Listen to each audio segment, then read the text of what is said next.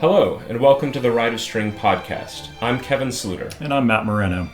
And we are bringing you a show about orchestra teachers, for orchestra teachers, and those aspiring to be orchestra teachers. Longevity in our profession is a challenge that often goes unmet due to long hours and immense pressure. We recently sat down with Mary Havenstrite, a veteran teacher from Plano, Texas, to talk about how she has navigated a career that can push many of us to our limits. She shares the joy she finds in daily tasks and talks us through planning meaningful concerts for her students. We're all related. Really? Yeah, so if you're listening and you're Havenstrite, you're my relative. All right. Where did you grow up? New Orleans. No public school music. So how did music become a part of life then? I was a Suzuki kid. So I started when I was 5 and grew up started on violin, did also piano and clarinet. Got involved in a youth orchestra that was affiliated with a college, Loyola University in New Orleans. So I'd play with them, and that's really where my upbringing was. And they were a music ed university. So the conductor there helped me decide to go into music ed. So that's how it happened.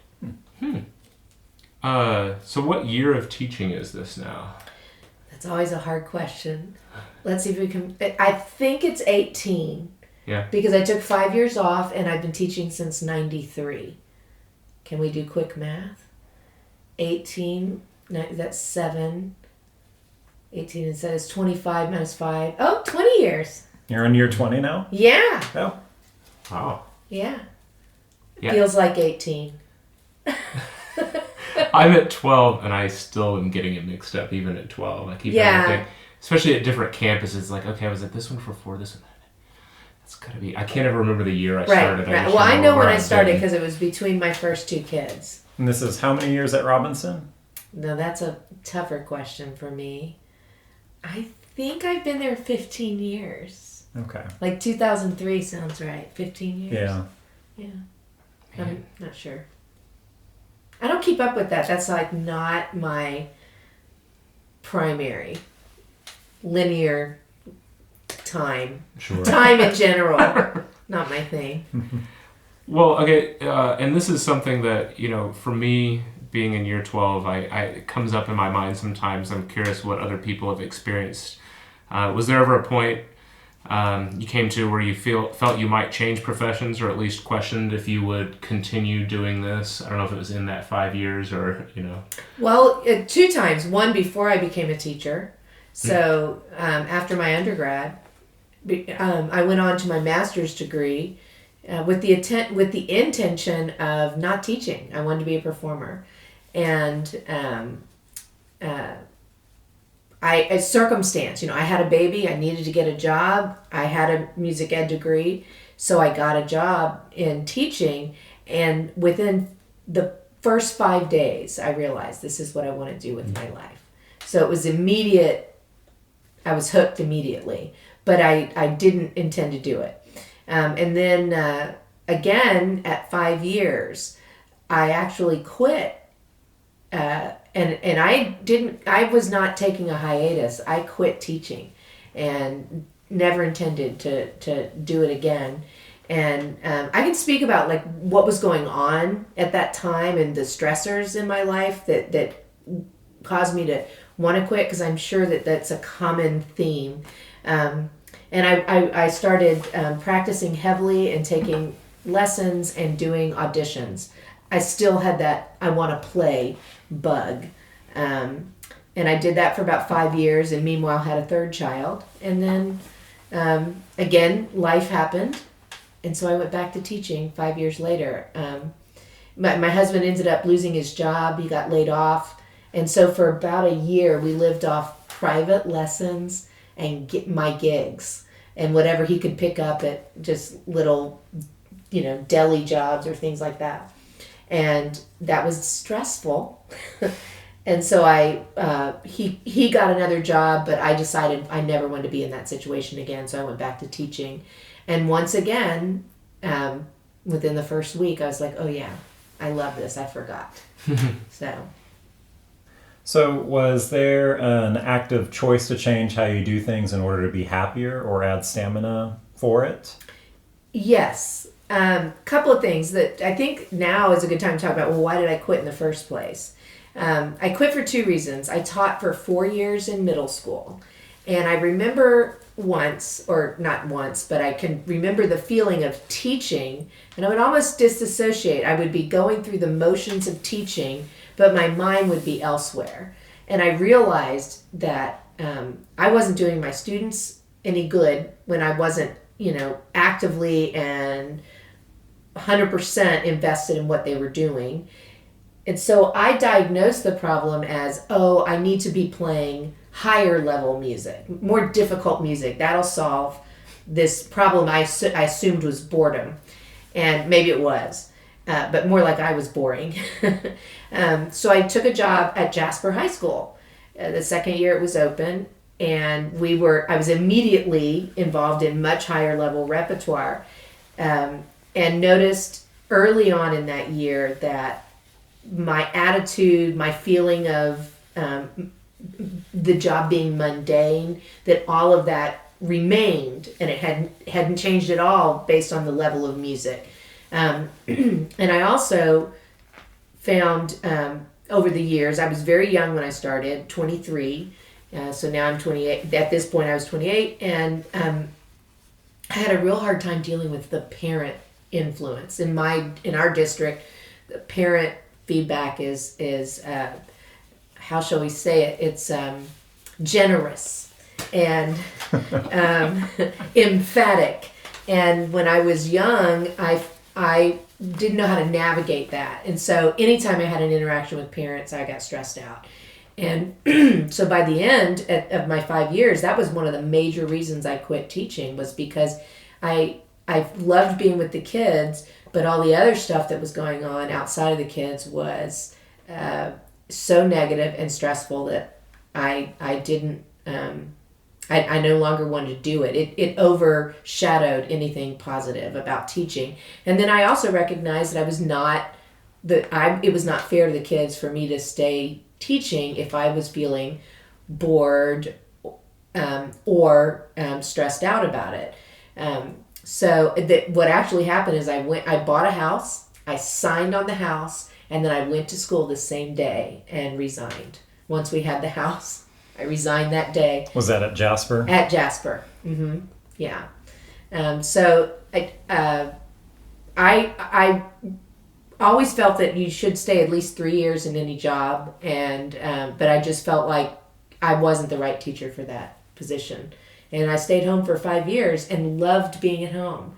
I kind of love what I'm doing when I'm doing it. So that's why when I wasn't enjoying teaching in year 4 and 5, I decided that was it for me. So I definitely considered a career change. And when I say I practiced intensively for those 5 years, I mean, in the beginning, I practiced too much. I was doing 6 to 8 hours a day. But over time, I learned to do better. So by the end, I was doing a couple hours of intensive practice every day. I was taking 4 or 5 auditions a year, and was completely devoted to that, to developing myself as a player. And so when I went back to teaching, because of the circumstances that I described earlier, what I discovered was all of that time I'd been playing my instrument, all of the things I'd learned about my instrument now made me a much stronger teacher in the classroom. I was able to bring all of that to the classroom. So for me, the career change ended up enhancing the first career, the teaching career. And I think that my style of teaching that I've kind of come to be known for is because I took those 5 years off and forgot about teaching and just became a student again. I think that was that's where I got most of my shtick from that time. Well, I feel like that kind of answered my next question was how did you cater the program when you came back to your strengths? What did you implement? And overall, I mean, I feel like you've already answered that with what you learned in your time off and how you brought it forward. But I mean, what else? I mean, I see you teach every week and there's just so much excitement and energy in what you're doing, and you look genuinely invested in each and every single kid. So where do you feel that you get that from your strengths in the sense? Well, I think I got some of that you see, that joy, the investment and whatnot, comes from, I think when you spend that much time with your instrument, obviously you dig figuring out how to play things. It's like a puzzle to me. So the thing that changed when I came back was I became much more focused on the process of teaching and not the product of teaching. So I enjoy, when I'm having a bad day, the best thing I can do is step away from my computer and just teach. That heals everything. In fact, when I have assistants, I'm very lucky. So when they can sense that I'm in one of my negative places, they'll say, "You teach today." And they handle everything else, and then I'm renewed. So I think the big picture is I brought process to what I was doing, and that is what fulfills me, the day-to-day process. The other things that I think about is I learned, I had always had an expectation of what I wanted from the students, what I thought they were capable of. When I spent those 5 years of hibernating in a practice room, when I came out of that, I think my expectations were much higher, because I realized that the difference between achieving at that higher level and not achieving at that higher level was purely my ability to teach them. So as I figured out the puzzle, I could raise their expectations, or I could raise their ability, and then I raised my expectations. So I think that's the broad picture, but there's some very specific things. My teacher was Emanuel Borak, who was the concertmaster of the Dallas Symphony. He taught me how to play, how to produce, how to do everything easier. It was like the lazy man's guide to string playing. And I brought that philosophy to the way I taught the kids technically. And that includes teaching them how to produce tone easily, variety of tones easily, teaching them, I learned the simplest and most efficient ways to set up left hand so that they could get to all the notes. All of these detailed technical things are things that I learned from him about my own playing. So there's a huge, long, specific list of all the things that I got from those years that I spent with my instrument. But the broader picture was I learned, I got so many new tools in my basket that I just was able to teach so much better. And I think that's the key to why I love teaching so much. I'm not invested in the final product. I'm invested in right now, this moment, this group of kids or this individual child, and what they are learning in this moment. And I get excited by that. And I tend to deny the negative and force myself to find the positive. And do you feel that's different for each level between beginners and your top group, the positives that you're searching for, or is it almost all encompassing? Yeah, I think it is. It's different, but it's different when you get into the specifics, but it's the same when you look at it broadly. What you're looking at is for that child or that group of children to achieve something today that they couldn't achieve yesterday. Something that they did not think was possible yesterday, they can do now. And so in that sense, it's the exact same thing for beginners, intermediate, on and on and on. I was once talking to a high school director, and I was raving about some grade 2 piece that I just loved. And the high school director, on the one hand, appreciated, he was very glad that a middle school director could get into that. But on the other hand, he said, well, I just don't think I could get excited about a grade 2, because he's teaching all these high school tunes. Right. And I said, well, then you're not teaching them right. So the example I give is when a child look at their face when they finally figure out how to tune an F sharp, and the look on their face, it's they're figuring out that they can figure out how to do something they've never done before. Yeah. And you see every one of those steps in their achievement. To me, I have the same sense of joy about. Mm-hmm. Just seeing a student who, for the first time, learns to really relax the wrist and fold the wrist and use a whole bow. I mean, it's just amazing to see that. And at the same time, it's great to hear a top-notch group really create a mature phrase that goes beyond 4 bars. So every kid has his own next step. And every next step is, for me, is complete joy. So you found the way to be successful and to be excited about things and the process you go through. You know that getting up and teaching and getting away from the computer is one of the ways that you come back to happiness there. There are bound to still be times with, programs the size of a lot of ours and stuff, even with all that happening, that burnout can creep in. Mm-hmm. What are some of the things you do, strategies you have to avoid burning out, even with that joy?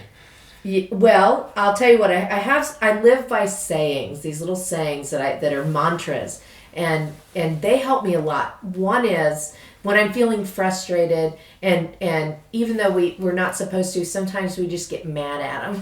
How can you not get this? We've been going over it for 2 days. And when I feel that creeping in, my mantra is, remember that every single person in front of you is someone's most precious child. How would they want them to be treated? And so that allows me always to see it through the eyes of their parents, and that helps me have the patience to keep teaching in a nurturing way. Another thing I have is expect the remarkable. So when I hear kids and they're just not I'll tell them, I said, well, that's mediocre, and if that's all you ever want to be, I guess we're done. But I want it to be remarkable. So my expectation is, if I choose the right music for those kids, they should sound as good as a professional on that music. If it's the right music for them, then there should be no limitations to their ability to do that. And so that's basically my goal. And we talk in class a lot about imagine your sound, or sound image. I talk about that a lot. So I play music for the students. I have professionals play music for the students. I'll play violin or viola. My assistant will play cello or bass. And we give the students this picture of what it's supposed to sound like. And so expect the remarkable helps me be patient with them. They're trying to achieve that sound image all the time. Just recently, if we'd done this interview like 3 weeks ago, I would have told you I'm having the worst teaching week of my entire career. I had 5 straight days of nothing was going right, and it was we had transitioned from a concert. It was a week after the concert, and normally you pass out new music and there's that feeling of freshness. But I felt like there were a lot of technical skills that the students had not needed more time, needed reinforcement on in order to continue to progress through the year. And I had that moment, I know everyone has this, where you have that group of students, they're not beginners, they might be second or even third year players, and they don't really practice. Mm-hmm. And so you've known these kids for 2 or 3 years, and you're looking at the same thing you tried to fix in the third week of their beginning year. You know, that same straight thumb or straight pinky, or that, we could go on and on. So I have a class like that. I think we all have a class like that. And after the concert, I really had I did a lot of reflection, and I thought, well, basically, I either decide that this is as good as it's going to get for these kids, or I keep teaching them. And I have to admit that I don't think I've always decided to keep teaching them. I think that I have mentally quit on some levels, and this time I didn't. So I instead of going back with new music and fun and La La Land, we went back with arpeggios and scales and Sevchik and bowing exercises. And the students were so unfamiliar with this in this particular class that it would take us an entire 40 minutes just to do one arpeggio, because they didn't know even how to work on technique. And so this went on for 5 days. You can imagine it was awful. And I mean, I was texting friends. They'd say, "How you doing?" I'd say, "Terrible. It's the worst week of my teaching career."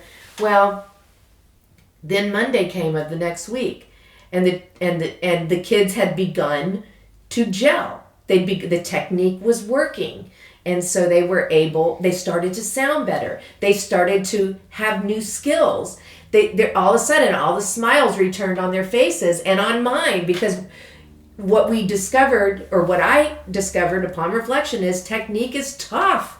And it took them 5 days to even begin to see 1 inch of progress. And once they saw 1 inch, they were completely bought in. So now that class is performing, they have a much bigger sound. The intonation has almost corrected itself. The horrific intonation of the previous concert now has almost corrected itself, just because they're being so conscientious. And it's amazing. I had a child in that class come in today. She said, "I was using a mirror and really looking at my left hand and making sure my elbow was under and watching my vibrato. I didn't know vibrato could be so wonderful." I mean, so this is a child who I'd kind of given up on doing vibrato. And now here she is, 2.5 weeks later, telling me that she's practicing her vibrato and trying to improve it.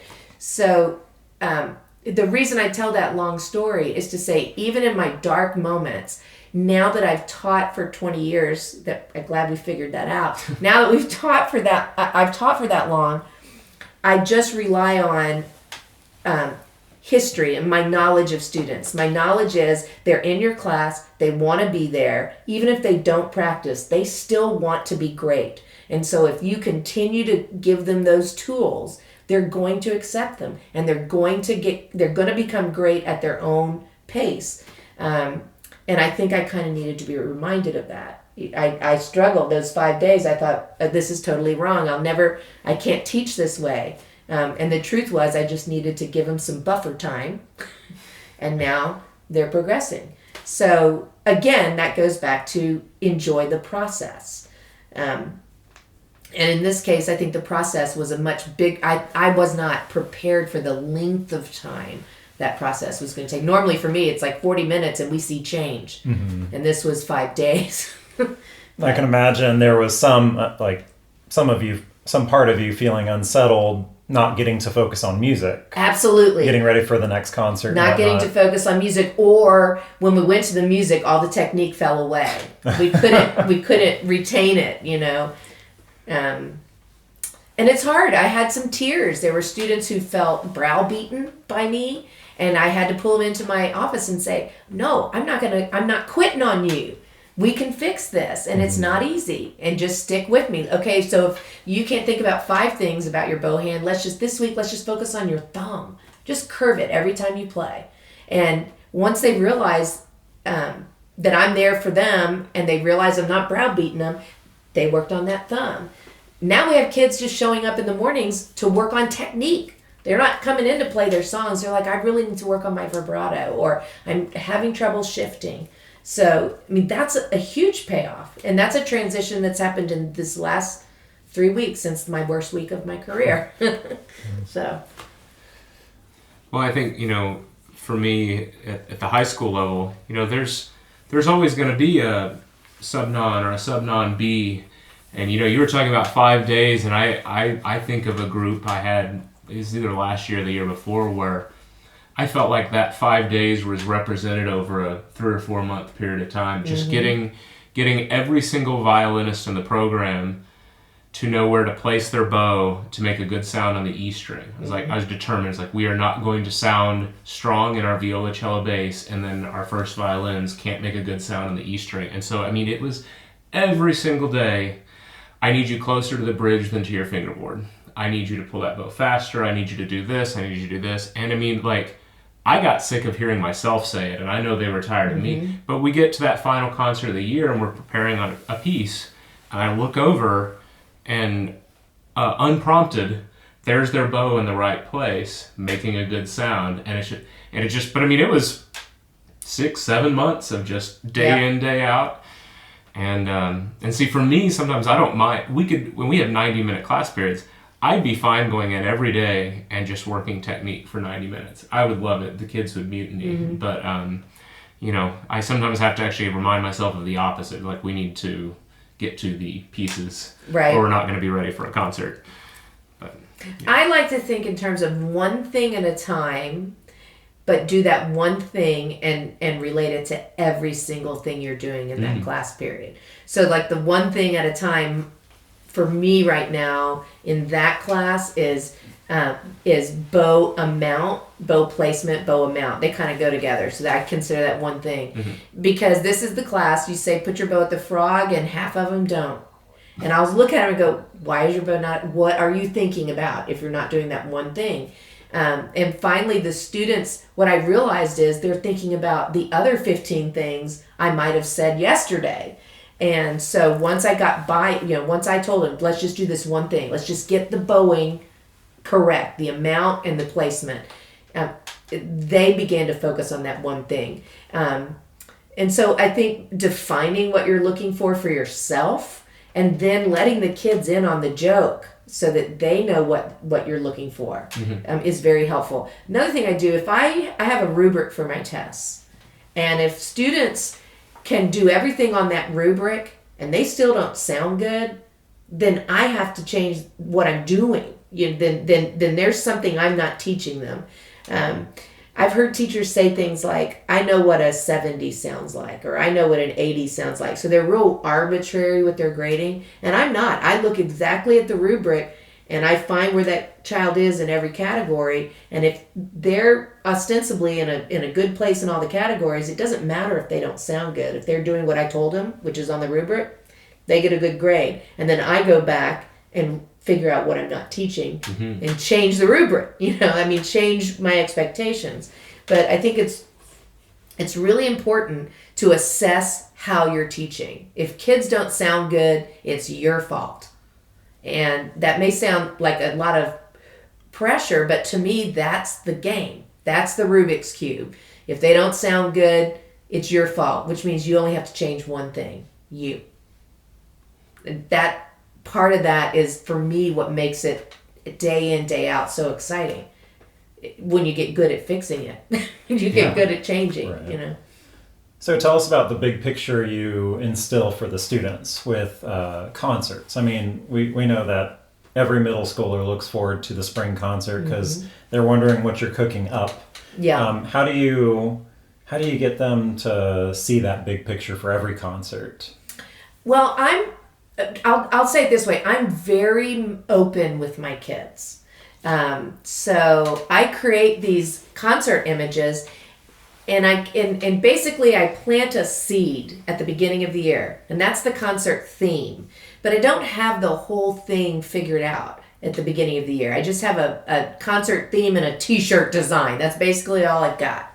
And then as the year emerges, there's a dialogue that happens from the podium at random times, or from the students when they're passing me in the hallway. this would be cool. Why don't you try this? Or I'll be talking about another thing and it will make me think, oh, this would be good at the spring concert. And some of these ideas, it's kind of like brainstorming. Nothing is too big. Nothing is too crazy. We just let the ideas flow.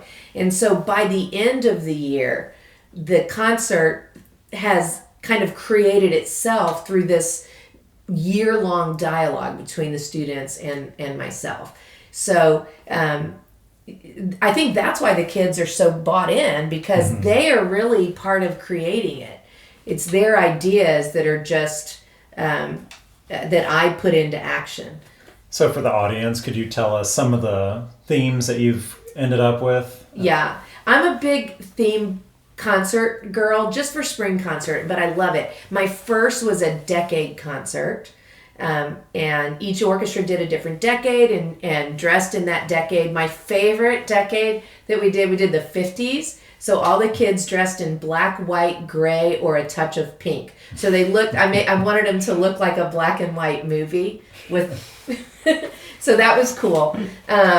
We've done, some of the biggies. The one was The Music Thief, where we wrote a play and we wrote a play and the other orchestra teachers helped me act out the play, and all the music that we chose for the concert fit whatever was happening in the scene that they were in. So by the end, so it was this long, drawn out mystery. I don't think it was very mysterious, really, about a music thief and all of the and this crazy play that went on. So that was a good one.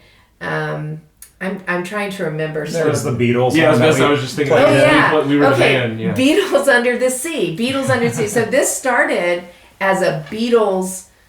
Why did it become? Oh, I know. So it started off as a Beatles theme, mainly because I created a really cool t-shirt design off an old Beatles, I think it was an old Beatles t-shirt. I don't think it was an album. But anyway, so it became the Beatles year.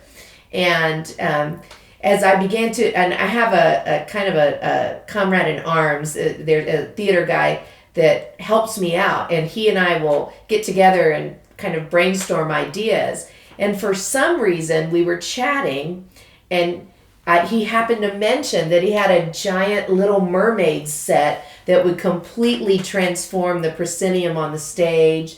And it was like 3-dimensional coral with fish and all sorts of things. And so I said, I have to have that. So then we just called the concert Beatles Under the Sea. And the kids, so we had that beautiful Little Mermaid set, and we all played Beatles music and then something about the sea. And we have a little jazz group. So the jazz group played the string tunes, and we got a band together. And did we sing at that one? Yep, Kevin was singing. You were the singer? I was I think I was on lead guitar. Mm-hmm. Brad was on bass. Mm-hmm. Ryan was on drums. I was on just acoustic guitar and singing. I think. Yeah. So that was it. And then the jazz orchestra played the string backup parts. So that was it. And then we did a second one, which the theme wasn't as cohesive. It was just epic. You're talking about the following year? Was that the following year? The following year was Elvis on Mount Olympus. Yeah, Elvis on Mount Olympus. Yeah. Well, because we had the epic and the Mount Olympus theme going, and then we were trying to decide what would be the appropriate band for that, and we decided The King, of course. Elvis. That was how that happened. And then something happened. We've got to get the band back together. I don't know. Well, I think my favorite part about these concerts is that you include all of the groups to do something. Yes. Like one of the more recent ones where you had Neverland. Yes. And then you had me, of course, dress up as Tinkerbell. Tinkerbell, yeah. But you had one group acting as the Lost Boys, and then another group acting as the pirates and playing pirate music. And that was a neat concert because we had done The Music Thief, and that was a play, but in the subsequent years I found out you could do all this cool stuff with the set. So with this one, we did the story of Neverland, and each group did a different part of the story. So we started in the nursery, and they played, like Beethoven's Lullaby and some nursery type stuff, and that was the nursery scene. Then we closed the curtains and we opened it up. I guess we would have been, the Lost Boys would have been the next one. And so each scene was a different scene from Neverland. And then by the end of it, it was just like the movie, I'm sure. We would leave little bits of each scene still remaining. So by the end of the concert, all of that chaotic, wonderful, diverse scenery was all up on the stage for the final tune. So that was a good one that we did. I think those are the biggies. What was last year? I don't know. What was last year? That's terrible. Oh, last year was awesome. Last year was give the world a reason. Right. And so this has been, this has been a traumatic couple of years politically. And I've reflected on how in my own life I feel I have been silent, and I need to speak out, and I need to make my opinions not just present for my family, but I need to as a person kind of hold these opinions and this way of thinking up for everyone to see. And I'll leave it to the audience to decide which way I lean. But so I found this theme I found it on, there's that YouTube, the kid president, I think that's what it's called. And at the end, it's a boy, and he's talking about how every person has a responsibility for the attitude of the world around them, the attitude of their community. And in it, he says, the last line of it is, give the world a reason to dance. And that just struck me. Give the world a reason to dance. That, to me, was such an image. What a great way to go through life. And so I considered give the world a reason to dance, but I felt like that was too limiting. And so I just left the sentence open-ended, give the world a reason. And the students, during the year, just threw out ideas and finished that sentence. And we had them contribute in a formal way, but really most of the best ideas happened accidentally between classes or after school when we were hanging out. And we found lots of different ways of ending that sentence that we thought really signified what we as a Robinson Orchestra wanted to say. And so that was a great concert because I didn't talk at all. We had students who came and spoke between each group, and they read or performed the words of their colleagues, of the other students. So we had chosen the ones that we thought were the best, and they came up and they said them. So it was this great way for the kids to have a voice, and we loved that concept so much that this year's concept is similar, and it's let them hear you. So it's going to be the same kind of deal about having a voice, giving voice to these children, and also reminding myself to have a voice. So one thing that we're doing this year on that chord is for our winter concert, we're doing a multicultural concert. All the kids are, we're going to have a flag for every child, for country of origin for every one of our kids. Some of them who feel comfortable doing so are going to wear ethnic clothing. And then for our finale, at the end of the concert, we're going to play America the Beautiful in this multicultural atmosphere. So that's kind of what we're talking about. Let them hear you, let them see you, let them know you. And that's what this is. Yeah. So on the scope of programming then, it seems like with all the variety you've had with themes throughout the entire year, well, you probably don't come across the same piece of music very often. No, actually I think the hardest thing about having a themed concert is programming. Because if you're trying to program to a theme, it does limit your choices. But you're right, over time, you hit them all. And sometimes you'll see, or sometimes I'll find a piece that I love, and I keep a list always of pieces that I love and why I love them so I don't forget. And then sometimes you'll see kind of a pattern emerging of pieces that you love, and that can become a theme or inspire a theme. For me, the most important thing about programming is always, will it grow the students? It's always that. So I have had concert themes that were more difficult for me to fit that in, and when the theme is too constricting, then I just don't worry about all the music fitting the theme. Because the primary thing is that the students are growing. So sometimes I'll have every song fit the theme, and sometimes not. And even if the title doesn't fit, I've seen you change it before. Oh yeah, that's right. Because we have a tradition that the beginners must always play Dragon Hunter, but every year we just rename Dragon Hunter to fit the theme of the concert. Yeah, and then of course the name has to have dragon in it, but yeah, it works. Yeah. So you were talking about when you had those 5 years, you were doing all that practicing and what it brought to your teaching when you came back. Now that you are back in teaching and been in it for a while, what do you do to keep yourself musically fulfilled, like personally, outside of teaching now? Well, I still play, and that's hugely rewarding for me. It's nice to go and just be you and your instrument and not have to tell your stand partner how to play that instrument. Hopefully you're not doing that. So it's fun for me to just play. One of the other things that's fun for me is when I play something hard and I think to myself as I'm scrambling through some passage that either I didn't know went that fast or I just missed the entrance, whatever. And I think, it reminds me, this is what they feel like sometimes. So it's good for me to revisit that. I have to admit that that's a struggle for me. Balancing work is a struggle for me. I have a tendency to become completely engrossed in work. So I wouldn't say I have mastered that. But some of the things that I have adopted are when I had a younger child who, and I could never bring her to school because, of course, I have to be at school at like 7:15 a.m. And I felt like I was missing out while she was in elementary school. So I just decided Fridays were our day. And I just went in, not late for school, but late for me. And so I was able to, I said, every Friday is my day with my daughter. And I just made it sacred. And I would walk into the building at 8 o'clock or 8:10, but I drove her to school and we had our time.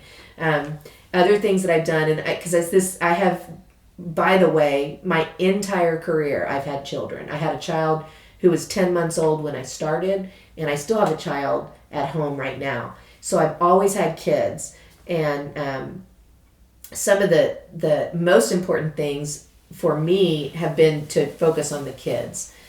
So having that time with my daughter was really important. I used to get up really early for many years. I would get up early so I could get dressed and ready and then wake up the children and then just hang out with them instead of shooing them away because I had to do whatever I had to do to get ready. I would do all of that. I mean, when I say early, I'd wake up at 4:30 in the morning, get ready, and then I remember with my middle daughter, she loved chocolate milk. So I would make chocolate milk and I'd make a cup of coffee and I'd just go sit in her room and we'd have our morning beverage together. We did that for years. So that was a biggie for me. Other things that I do to stay in the game is to remember I'm not a cardiac surgeon. No one's going to die if I mess up. And if I've had a bad day, I remember what my dad, he used to wake me up every day and he'd say, today is the first day of the rest of your life. And I try to remember that. I wake up the next day and it's fresh and new. And I try to allow myself to see that. Conversely, if I have a bad day and maybe I'm cross with the students, because I'm very dramatic when I teach. So my happy is really awesome and my mad is really scary. So if I have a scary mad day, I will go in and talk to the students the next day. I mean, I'm very open and I'll say, you know what? I lost my mind yesterday And I was frustrated for these things, but I had no right to behave that way in front of you. You didn't deserve that. And can we work together now? So if you'll do this, I'll try to do this, and we'll work together. So I acknowledge that there are bad days, and I acknowledge it publicly. And then the kid, you can just feel the relief in the room.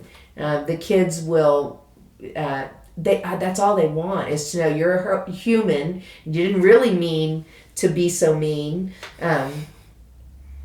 But it's not okay. I mean, I try not to do that, but it's important for me. If I am publicly unhinged, then I must be publicly apologetic.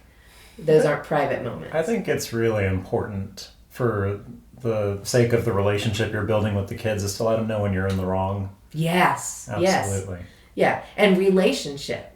I mean, because that's what you're building is a relationship. This is tangential, but I want to say this. The thing that caused me to quit my job originally was dealing with parents and my inability to do that. And when I came back to teaching, I found that it no longer bothered me as much, and that may have been that I was 5 years older, and now I was looking eye to eye with the parents, because now I'm in my low 30s, mid 30s, and some of the parents are the same age as I am. But I have a trick that I do with parents. When they are talking to you in a way that may feel really shrill or judgmental or rude, I mean, let's just say it. When they're talking to you in that way, they're not really mad at you. So what I've learned over the years is while they're talking to me in a way that may be unpleasant for me to hear in that way, I just retell it to myself or re-say it in my mind. I say exactly what they really mean to say. And so if they're telling me, you don't know how to teach and you aren't doing this for my child and my child is not doing well and it's your fault, and those are the words coming out of their mouth. In my mind, I'm thinking that they're saying, I'm frustrated, my child isn't doing well, and I don't know how to help them. Can you help me?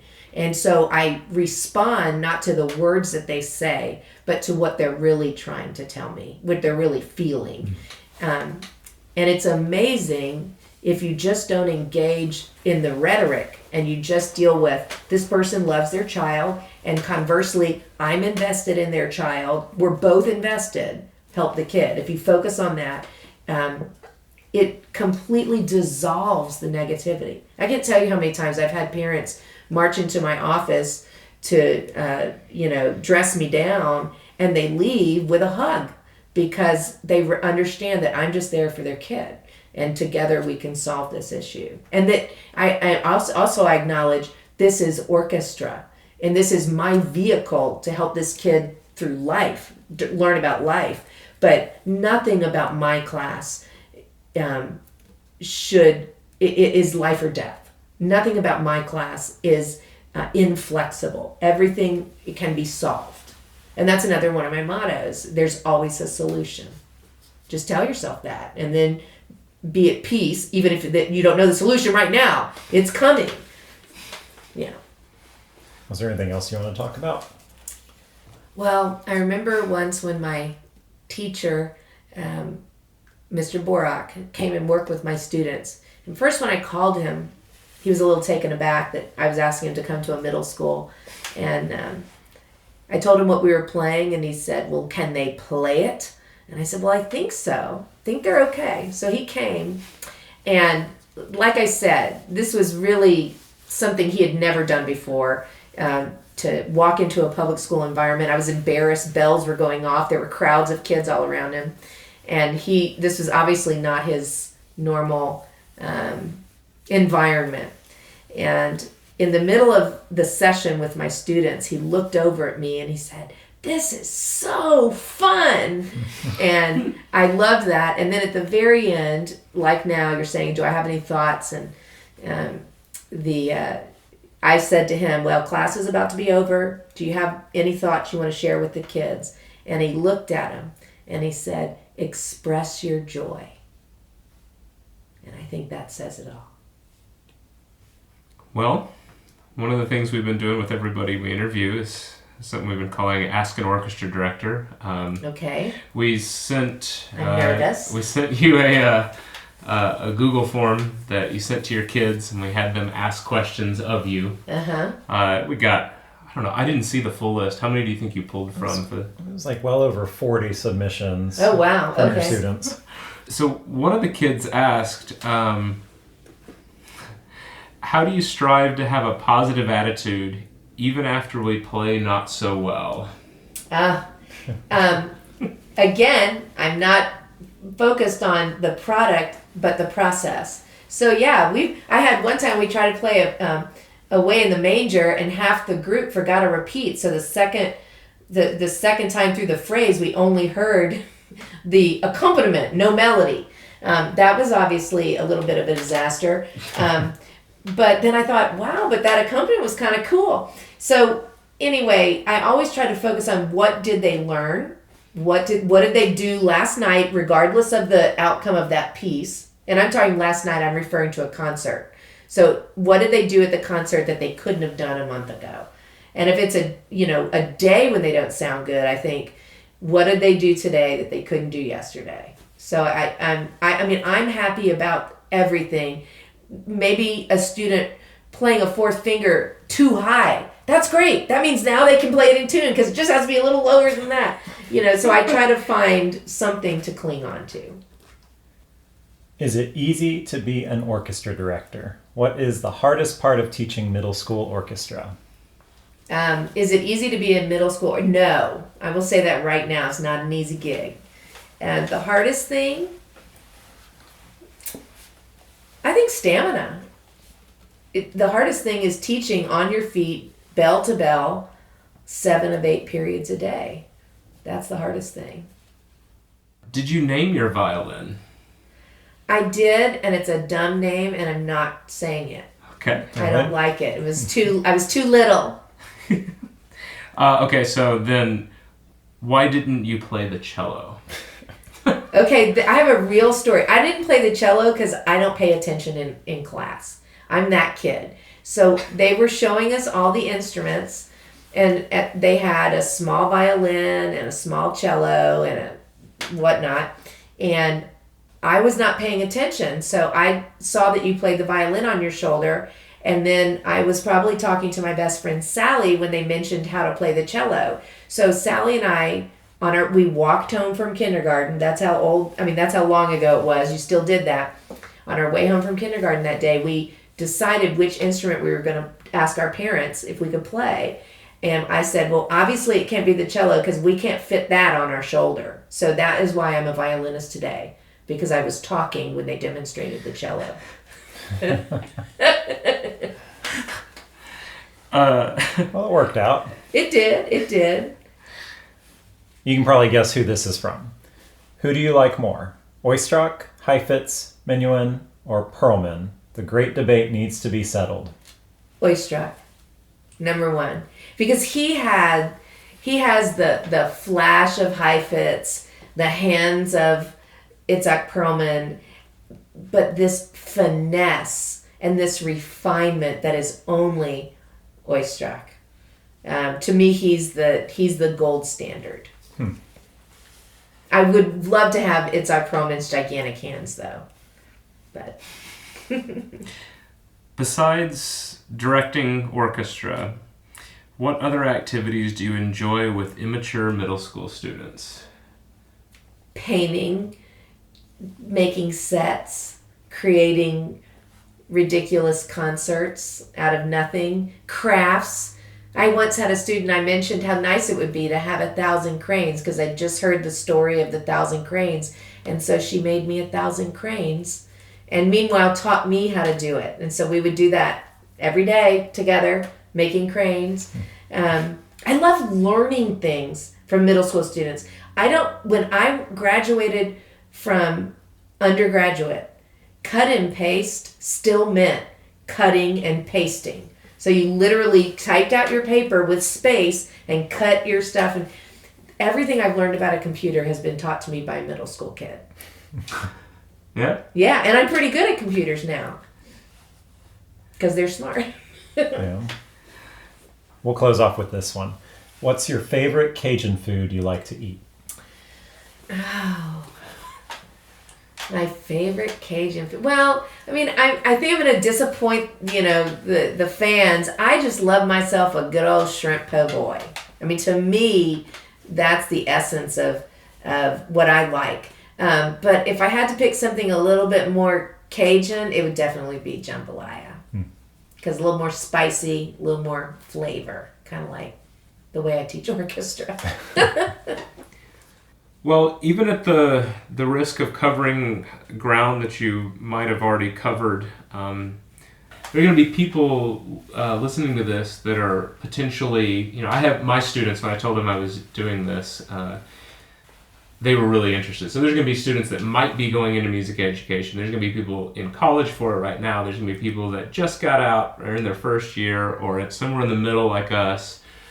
What is your most important advice, even if it's something you think you've maybe already covered? To me, it's simple. Create the world you want to live in.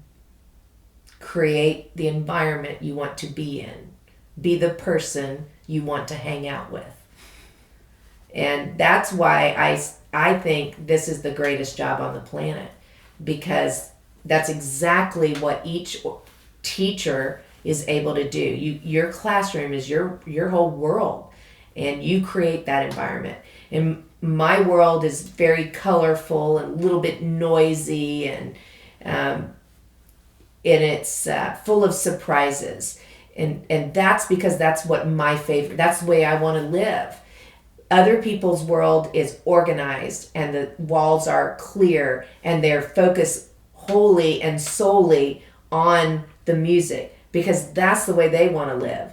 And create the world you want to live in, and it will be such a comfortable place for you. You're going to be your best self, and the students will come.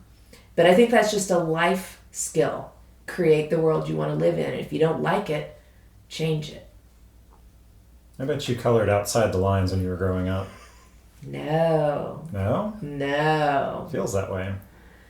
I mean, I think I thought outside the box, but when it came to coloring, I wanted it to be perfect.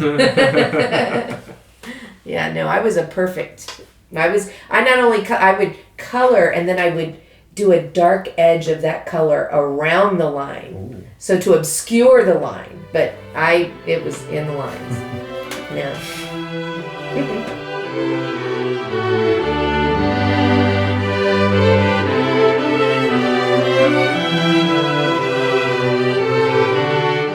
We hope you enjoyed our discussion with Mary Havenstrite. The featured educational work at the end of today's episode is Colonial Newport Suite by Alan Bernstein. This piece is comprised of 3 movements and is listed as a grade 2. If you have any questions or suggestions for the show, shoot us an email at rightofstring@gmail.com. Also, if you haven't already, please subscribe to us wherever you get your podcasts and join us for our next episode. See you next time. Thanks for joining us. Bye.